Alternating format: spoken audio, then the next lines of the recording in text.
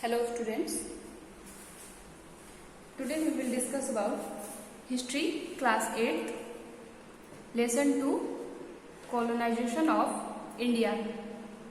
Colonization of India, colonization it means colonization से हम क्या समझेंगे कि it means एक पावरफुल और डेवलप्ड कंट्री क्या करती है जब किसी वीक और अनडेवलप्ड कंट्री के रिसोर्सेज पे अपना क्या करती है मतलब जो उसके रिसोर्सेज होते हैं उसको क्या करती है एक्सप्लॉइट करती है, तो इसे क्या कहते हैं कॉलोनाइजेशन कहते हैं। ठीक है, इट मीन्स पावरफुल होने के बाद भी वो क्या करती है जो वीक कंट्रीज हैं उनके रिसोर्सेज को क्या करती है का मिसयूज करती है, तो वो क्या होता है कॉलोनाइजेशन होता है।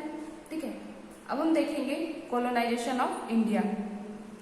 Europe carried on profitable trade along the overland route to the east until in the mid 18th century of the Turks blocked this trade route.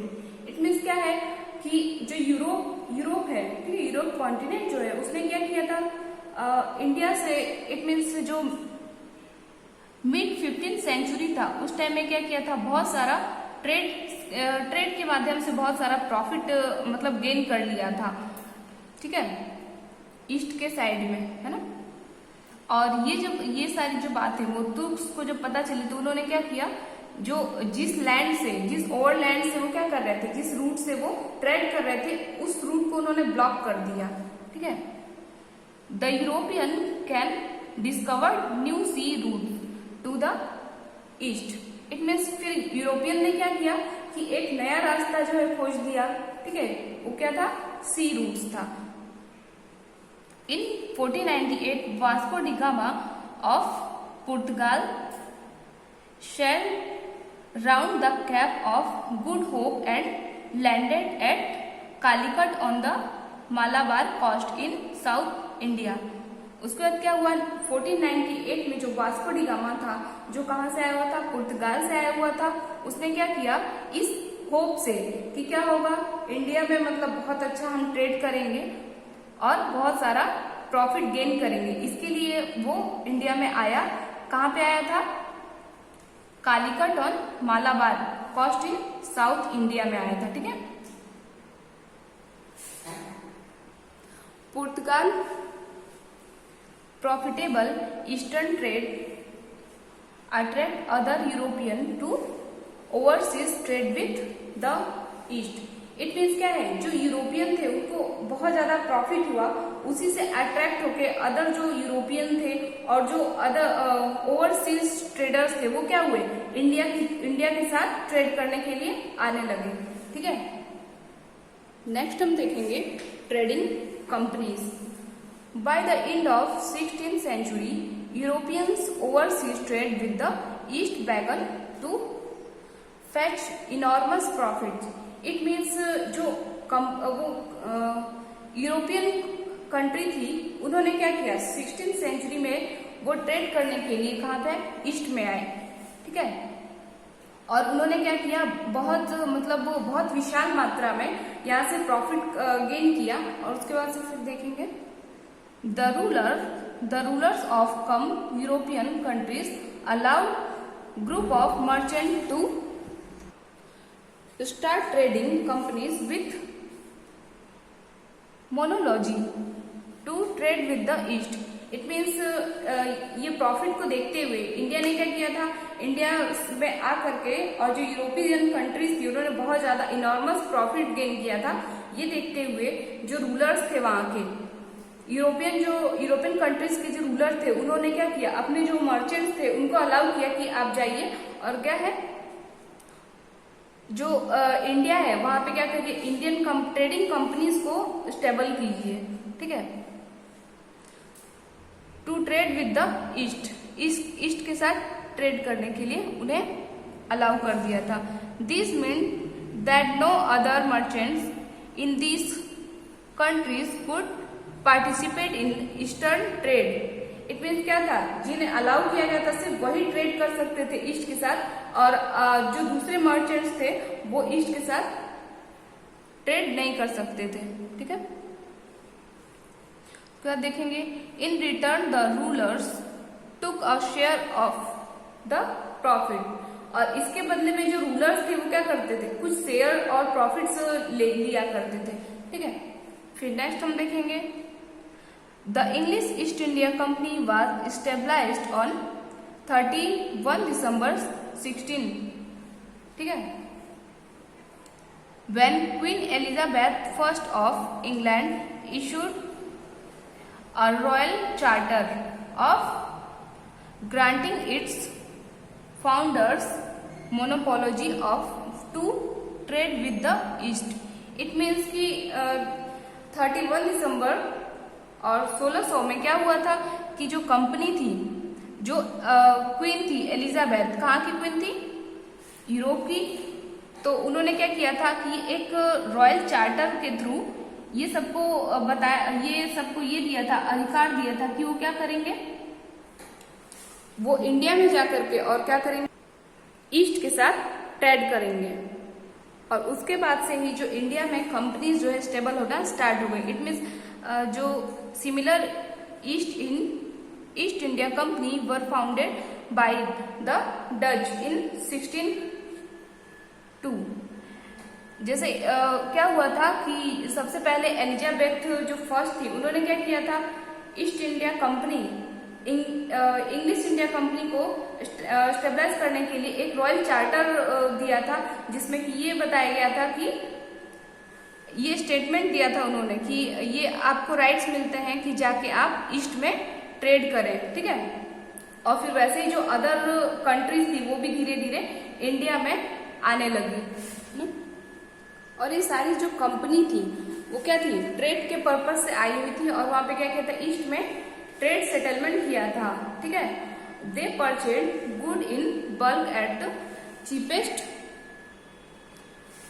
Possible prices with the gold and silver they bought from Europe. और जो ये companies थी trade के purpose से जो आई हुई थी, जिन्होंने क्या किया था, इंडिया में के ईस्ट में अपना सेटलमेंट कर लिया था, वो क्या करती थी कि चीप प्राइस पे जो गुड्स थे उसे यहाँ से ले जाती थी, और जो कंट्रीज थी उसमें क्या करते थे, उसको हाई प्राइस पे बेचते थे। जैसे कि गोल्ड और सिल्वर को ले जाते थे यहाँ से चीप प्राइस पे, और यूरोप में उसे हाई प्राइस पे बेच देते थे। नेक्स्ट टॉपिक हम देखेंगे mercantilism. During the 17th and 18th century, the rulers of some European countries followed the policy of mercantilism, that is, protecting their country's trade from foreign competition to increase trade profits। It means कि क्या है, 17th और 18th century के mid में क्या हुआ था कि जो रूलर्स थे, जो यूरोप के रूलर्स थे, वो मर्केंटिलिज्म की पॉलिसी को फॉलो करते थे। मर्केंटिलिज्म क्या है कि जैसे कि 17th-18th सेंचुरी में कोई भी पावरफुल कंट्री अपने पावर को और ज्यादा इंक्रीज करने के लिए क्या करते थे कि अदर जो वीक कंट्रीज थे उनके इकोनॉमिक जो रिसोर्सेज थे उनको क्या करते थे, उनका मिसयूज करते थे। ठीक है, तो ये हो गया mercantilism, that is protecting their countries trade from foreign competition to increase their profits. It means क्या है कि वो क्या करते थे, जो उनकी कंट्री थी, जो उसके ट्रेडर्स थे, उनको क्या करते थे, प्रोटेक्ट करते थे अदर जो फॉरेन कंट्रीज है उनके कंपटीशन, मतलब उनसे कंपटीशन करने में उनसे उन्हें बचाते थे। क्योंकि क्या होता था कि कंपटीशन के पहले ही अगर उनके क्या मिलता था, बहुत ज्यादा प्रॉफिट हो जाता था, प्रॉफिट गेन कर लेते थे वो। ठीक है, तो कंपटीशन करने की जरूरत ही नहीं पड़ती थी। These rulers encouraged the establishment of colonies where raw materials could be bought cheap and financed good could be sold at high prices without competition from foreign traders। It means क्या है कि क्या करते थे, इंडिया से cheap price में जो goods थे उनको ले जाते थे। ठीक है, और हाई प्राइस पे बेच देते थे। इससे क्या होता था, उन्हें बहुत ज्यादा प्रॉफिट होता था। ठीक है, और नेक्स्ट हम देखेंगे।